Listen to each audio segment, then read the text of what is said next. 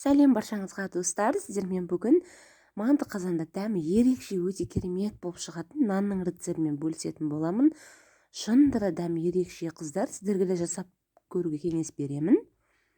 Менің каналыма тіркеліп, лайк, комментарий жазып кетуді ұмытпаңыздар. Алда сіздермен керемет рецепттермен бөлісіп отыратын боламын. Достар, бізге ең алдымен қажет болады 500 грамм суымыз. Осы суымыздың үстіне 2 ас қасық қантымды, 1 ас қасық, 1,5 ас қасық шамасында тұзымды салып алдым. Оның үстіне шамамен 1 шай қасық дрожжымды салып алдым. Оның үстіне бөлме температурасында тұрған 2 ас қасық майымды салып алдым. Майымызды жылы суымызда жақсылап кішкене араластырып жіберіңіздер.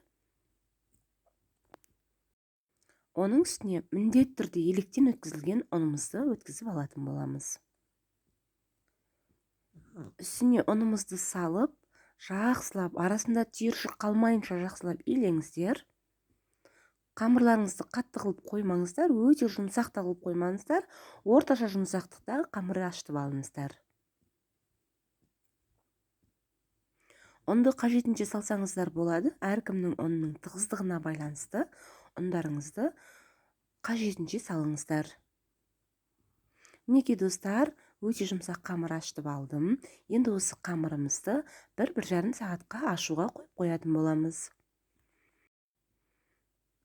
Мінекей достар, 1 сағаттан аса тұрған қамырым ашып шықты. Енді осы қамырларымызды қолымызды жақсылап майлап алып, мен 3 бөлікке бөліп алдым. Сіздер егерде 4 бөлікке бөліп, қалауларыңызша жұқалау етсеңіздер де өз қалауларыңызша жасайсыздар. Формасында барлығын осы 3 бөлікке бөліп, мен қамырымды міндетті түрде 20 минуттан кем қоймаймын. Көтерілуге 20 минут уақытына көтерілуге қойып қойдым.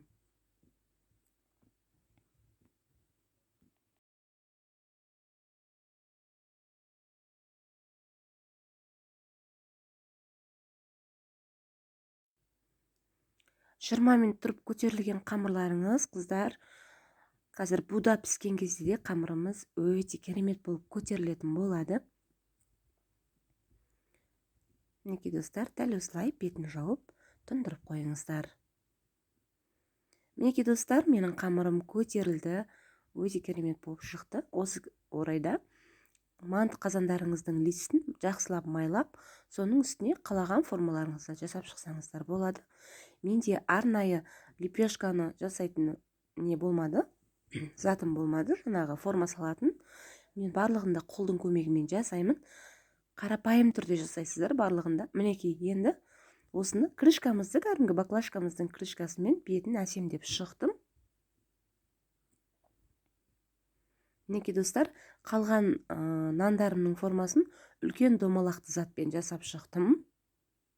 Мінекей, енді осы нандарымызды қайнап тұрған суымызға жарты сағатқа буда пісіріп алдым.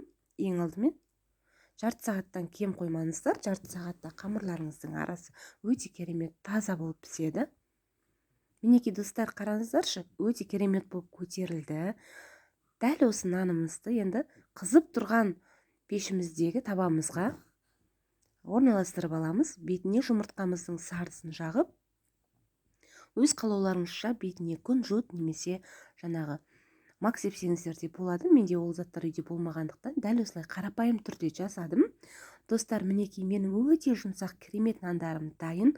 Сіздерге де жасап көруге кеңес беремін. Каналға жазылуды ұмытпаңыздар.